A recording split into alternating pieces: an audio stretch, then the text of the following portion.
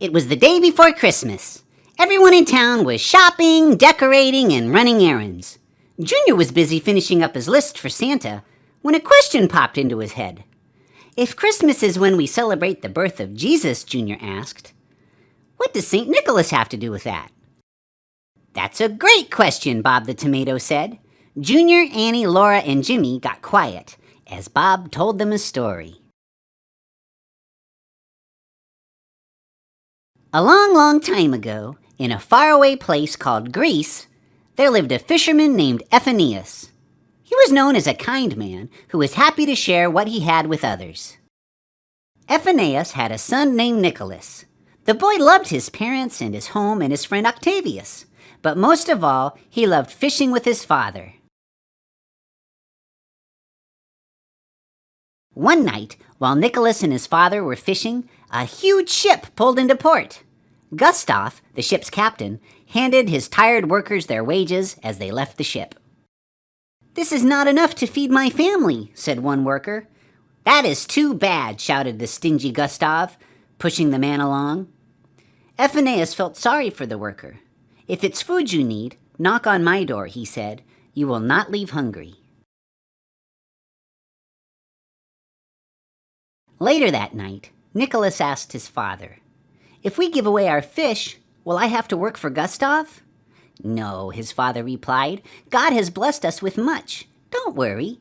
When you're grown up and I am gone, our boats will belong to you." It wasn't long before his parents were gone, and Nicholas was left alone to take care of his father's fishing business. The townsfolk came to Nicholas for fish to feed their families, but there were too many people. "I can't do this without my father," Nicholas said to Octavius. "I'm leaving." Nicholas climbed aboard a fishing boat and set sail. He wasn't sure where he was going. He just wanted to get away from his troubles. Octavius was sad to see his friend go. Nicholas spent many years sailing from port to port. Finally, he came to the city of Bethlehem.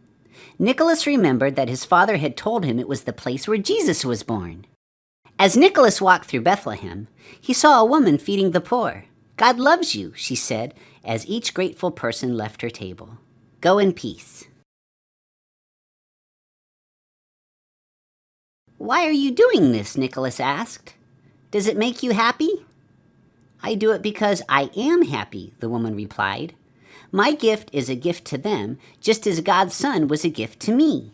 For the first time, Nicholas realized that his parents had given to others because God had given to them.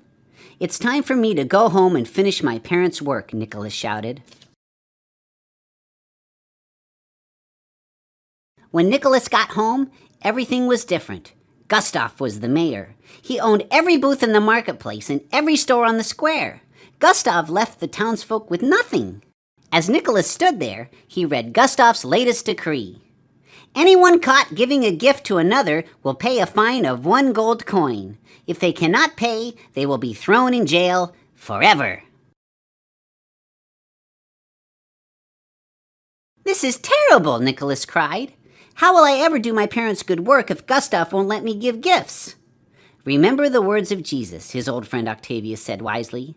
"When you give to the needy, do not let your left hand know what your right hand is doing." "That's it!" Nicholas exclaimed. "We will give our gifts in secret." That night, Nicholas and Octavius slipped out into the city to give gifts.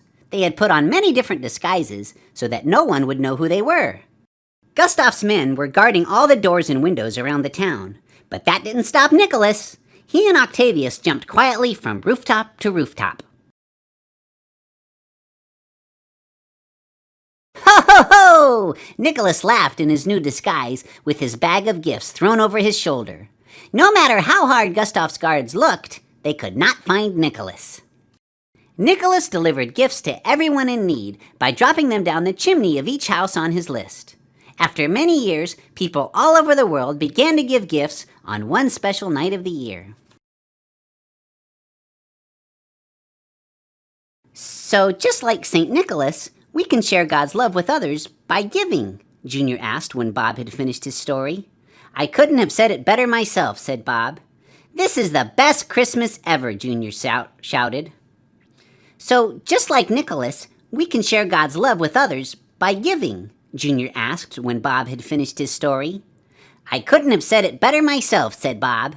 This is the best Christmas ever, Junior shouted. Everyone agreed, and they began to sing. I can love because God loves me. I can give because God gave.